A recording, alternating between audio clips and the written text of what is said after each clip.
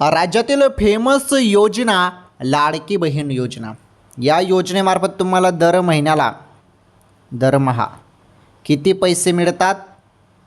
1500 रुपये. बरोबर.